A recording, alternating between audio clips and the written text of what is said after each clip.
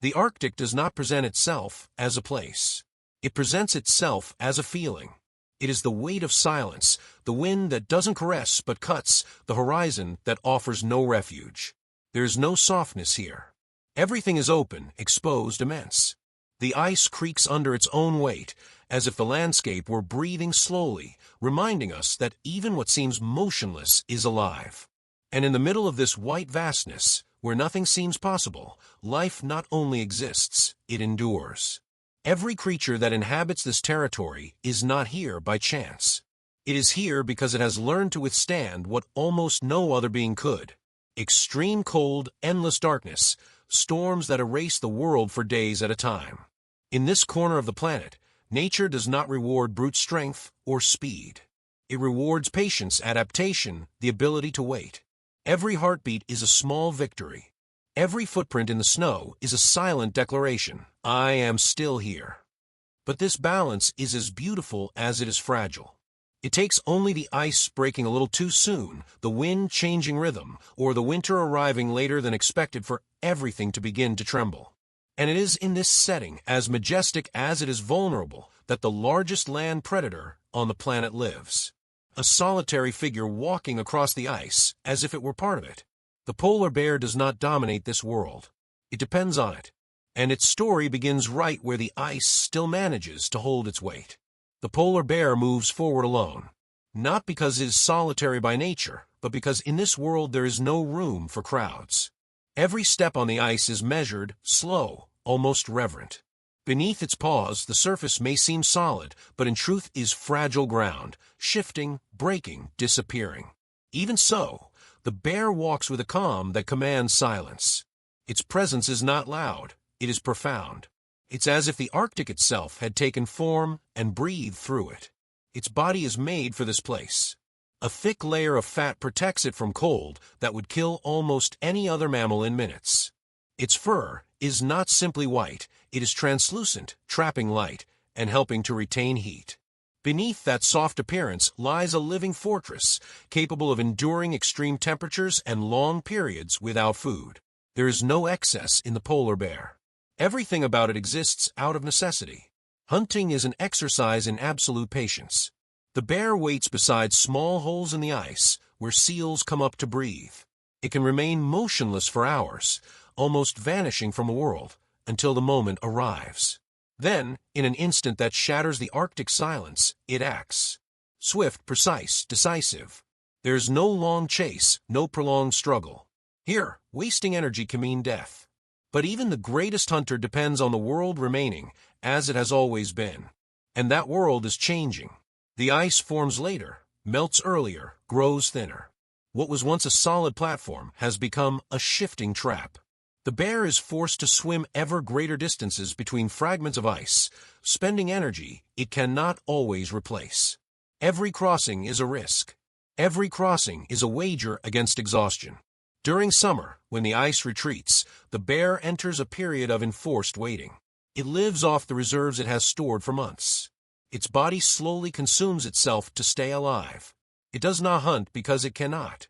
It does not move because it must not. It is a suspended existence, a delicate balance between conserving energy and not losing strength.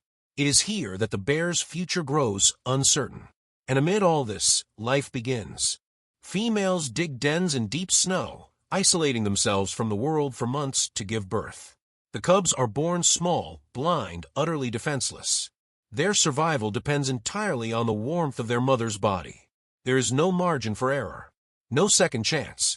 Each winter is a test for the next generation. When they finally emerge into the open, the cubs face the same relentless world as their mothers. Ice that cracks, wind that burns, impossible distances. And yet they walk.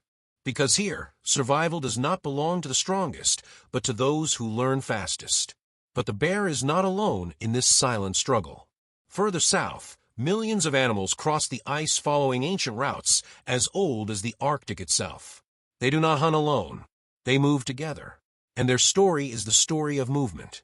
Unlike the polar bear, which rules the landscape in solitude, reindeer exist as a multitude in motion. They do not belong to a single point on the map. They belong to the path. Year after year, they travel hundreds, sometimes thousands of kilometers, following invisible routes engraved not on the land, but in their collective memory. Their lives are not anchored to a place, but to a rhythm, the rhythm of melting snow, of falling snowflakes, of tundra that awakens for a brief moment and then falls back to sleep. Their bodies are designed for travel. Their wide hooves act like snowshoes over soft snow, keeping them from sinking, and like shovels when they must dig for lichens beneath layers of ice. Their coats change with the seasons, thicker in winter, lighter in summer. There's no useless detail in them. Every adaptation is a direct response to an environment that does not forgive mistakes. But they do not travel together by coincidence. Life in a herd is their shield. Together they confuse predators, detect danger before it's too late, cross frozen rivers and wind-scoured plains. When a storm descends upon them, they do not flee in panic. They gather, they follow, they protect. The group is the difference between moving forward and vanishing. Even so, this ancient choreography is beginning to falter. Winters arrive later, summers last longer than they should, and rain falls where once only snow did. Sometimes that rain freezes on the ground, forming a hard layer of ice the reindeer cannot break. Food becomes trapped below. And then, for the first time in thousands of years, instinct is not enough. The herds must travel ever greater distances to find food. The journeys grow longer. Fatigue builds. Some cannot keep up. Each year, the migration becomes a little harder, a little more uncertain. And yet they keep walking.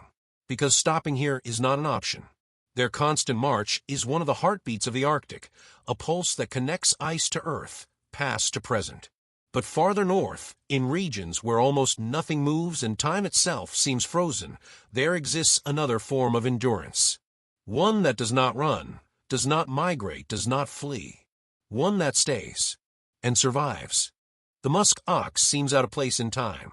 Its silhouette recalls an age when ice covered half the planet and giant creatures roamed the tundra.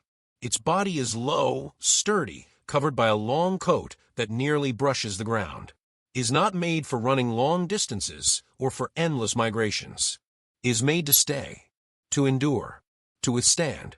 Its greatest weapon is not its horns, but its natural armor. 2 layers of fur wrap around it, an outer one, thick and coarse, that blocks the wind, and an inner one, fine and incredibly insulating, that keeps body heat even when the cold seems to pierce everything. It is one of the most efficient natural insulations in the animal world. Thanks to it, the musk ox can remain still through storms that would kill others in a matter of hours. When danger appears, they do not flee. They organize.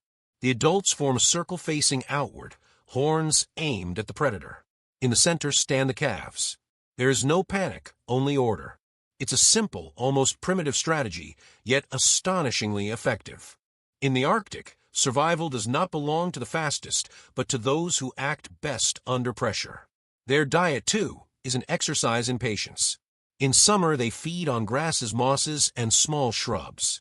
In winter, when everything lies buried beneath snow, they use their hooves to dig for hidden roots and lichens.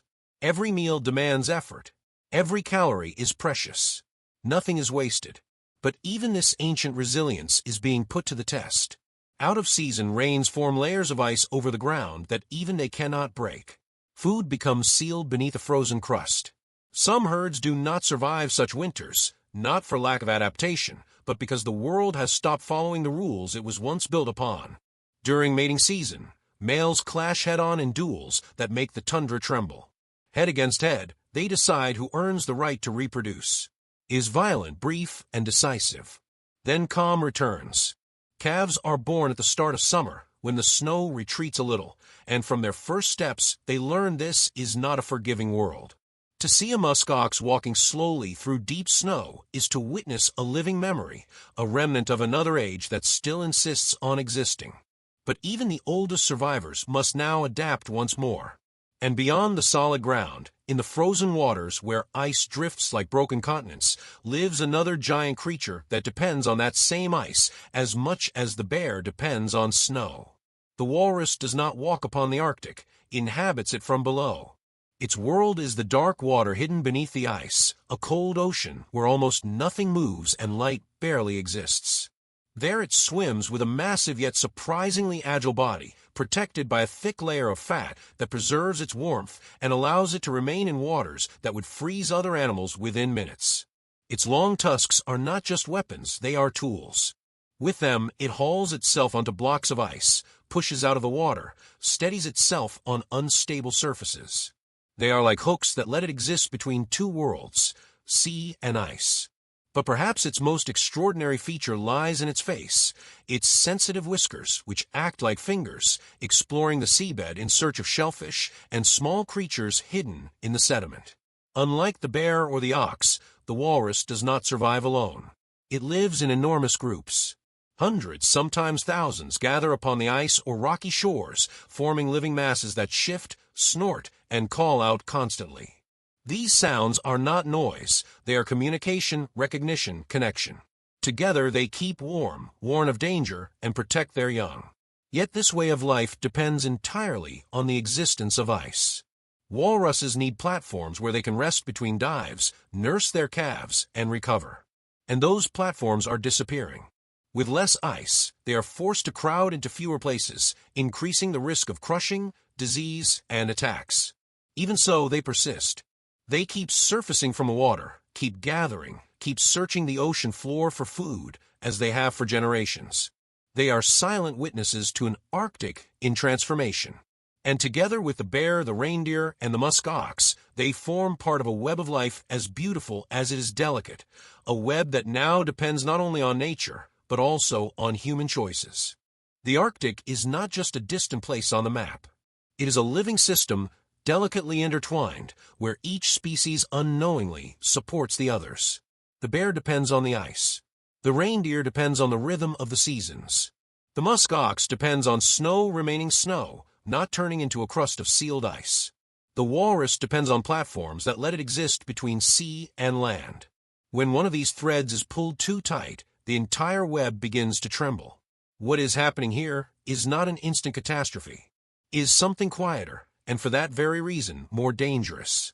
It is the accumulation of small changes, winters a little shorter, rains falling when they shouldn't, ice forming later, thaws arriving sooner.